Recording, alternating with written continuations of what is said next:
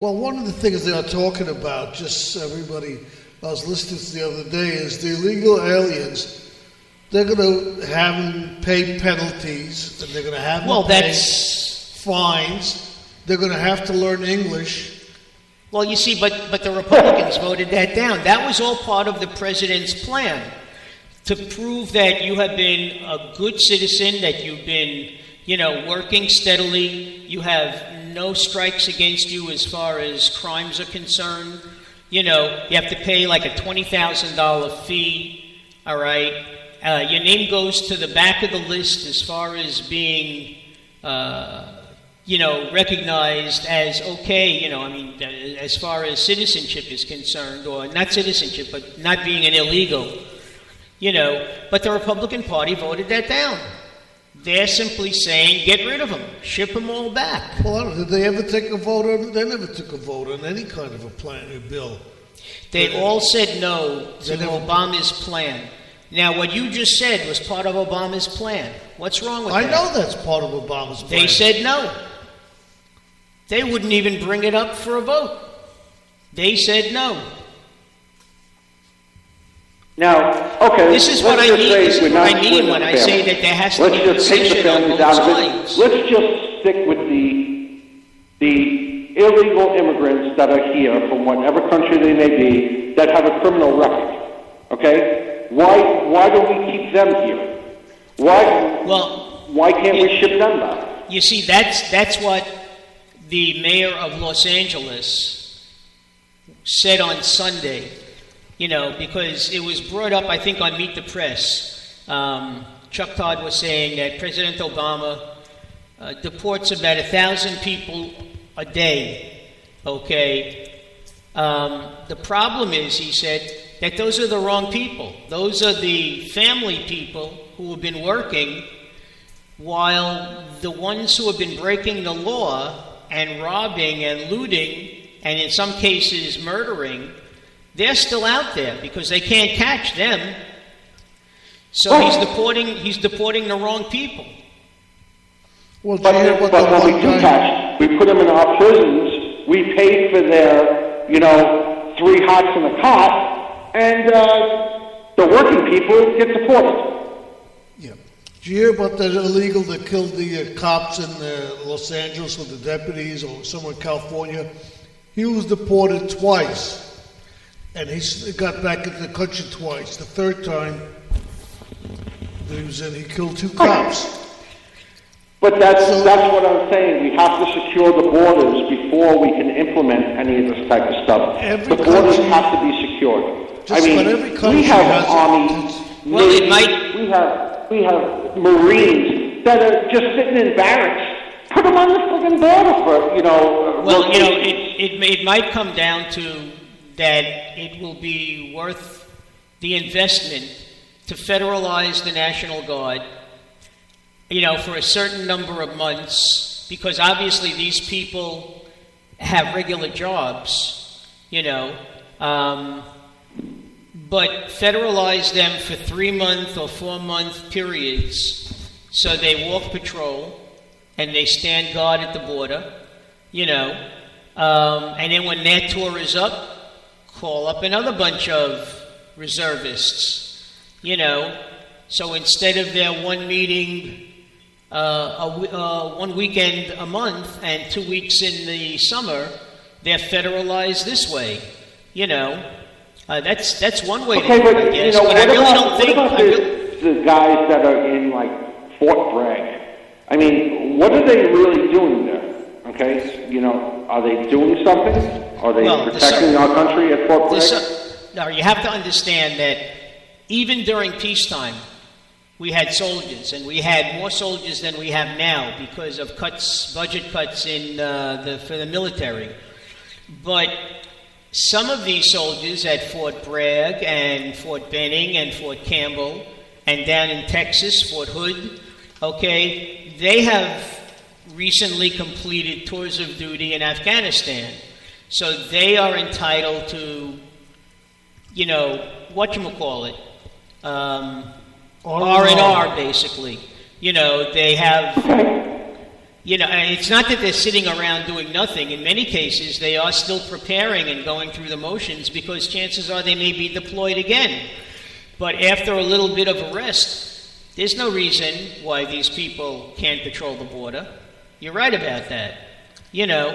Absolutely. Most countries in the world have secure. Anyway, I mean, if we're paying them, why shouldn't they? Let's just have them protect the border. That's protecting our country also. Israel has the IDF, okay? And everybody, when they turn 18, they have to serve 2 years in the military. After that, it's not like they're not in the military anymore. They're all considered reservists. And when that siren goes off, they stop whatever they're doing, they go home, they put on their uniform, and they report to their nearest post. Whatever they were told to do when they separated from the service. Maybe this country... I don't know about all that, but I do think a mandatory 2 years in the military would be an absolute great thing for this country. And me going back to when I was 17 or 18 years old, you know what? Maybe the military would have been the best thing to give me a kick in my ass. But I really think that would be a good thing. I'm not saying no. You see, but with the world situation the way it is, no military service, especially in this country, is safe. Because once you sign on the line and raise your hand, you're promising to uphold the Constitution of the United States. And, if they tell you you have to go to Iraq or Iran or someplace else, you can't just look at your commanding officer and say, no, I ain't going. It happened after people had 2 and 3 deployments. Now, this was unheard of because you used to do, back in Vietnam, you did an 11-month tour, and then you gradually eased out of the military. That was it. Okay, you never went back again unless you volunteered to go back. But here, you do the average soldier does at least 2 tours in Iraq or Afghanistan. I mean, it used to be that they had to be home for, I think it was 6 or 18 months before they could be deployed again.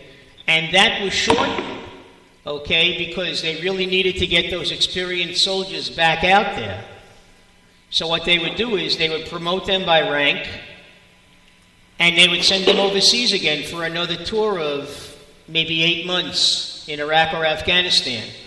So you say to yourself, if I was lucky the first 2 times and I come back and they want to send me back again, that's like looking death in the face. How many times are you going to be lucky? And there were 1 or 2 people I who agree said... with that, and people shouldn't be doing, 3 and 4 tours, and I agree with that. But there also should be some sort of, I'm not saying a draft, but it's a very hard thing to say, but maybe some of these younger kids that are on the streets and, like I grew up in East New York or, that had a criminal record when they were kids, you know what? Put them in the military. Let's see, if you can turn your life around. Because a lot of it, when we talk about the people that I grew up with, 75% of them are dead, in jail, or are on the streets. You sound just drugged out. You sound like my friend Jimmy Sabella. Jimmy was brought up in Little Italy, okay? And he went into the Navy, and he says, I'm one of the success stories. He said, some of my friends are in jail, some of them are dead. He said, a few of them actually went to college and made something out of themselves. But he says, I went into the Navy because I knew I was going to get drafted. He spent all his time stateside. He was the only surviving son. He was an only child, so he didn't go into combat or anything. But he said he's considered a success story because he didn't wind up dead or in jail, But I understand what you're saying. I know where you're coming from. Believe me. And if it was safe, I would agree with you. A 2-year stint in the service, learning how to keep your mouth shut and taking orders from some schmuck, because that's what it is most of the time, okay? Absolutely. If nothing else, you learn discipline. You learn self-control. And that's what it is. If you can learn some self-control and how to conduct yourself on a day-to-day basis without being, starting a fight in a bar or something like that. That's it. How about these people? And if you're smart enough, you'll learn how to. You'll learn how to conduct yourself on a day-to-day basis. No, but you'll learn how to command men. Okay, you can become a leader. Now, you talk about bar brawls. My son's a cop. One of my sons is a cop. And he started out in Bushwick, and he said, that a lot of petty BS went on. But he said now he's in Queens, Astoria, where they have a lot of bars and a lot of gentlemen's clubs. He said, they're crazy in Queens, in Astoria. He said, every other day there's another bar brawl. He said, there's a lot of domestic calls that they get. He said, people are just nuts. Yeah. Well, so we've been talking for almost 2 hours, and what do we conclude? Anything? God is good. Nothing. And listen, but that's what Congress does. That's the American way. It's true though. I mean, we live in a country where we can talk for 2 hours about stuff like this, and you don't have to worry about somebody banging on your door waiting to take you away. That's one thing. That's exactly what I was just going to say. We concluded the fact that despite it all, America is still the best country in the world. That's right. I wouldn't want to live anywhere else. It's very true. Italy might be my choice. Now, I know why. Because you like getting pinched in Italy. That's why. No. No. It's a nice place. Listen. They drive too crazy. I like to drive nuts, but they drive way too crazy for me. They do drive crazy, don't they? What I think we should all do is all move to Costa Rica and retire. No military. No, I wouldn't choose Costa Rica. What's that? Aruba, maybe. No, Costa Rica is much nicer than Aruba. Actually, I was thinking of buying property in Western Africa. Ebola country. Here, the real estate. Liberia, maybe. Yeah. Sierra Leone. I understand I can get property very cheap there. Exactly, real estate is cheap. Especially if it's on the other side of that orange barrier.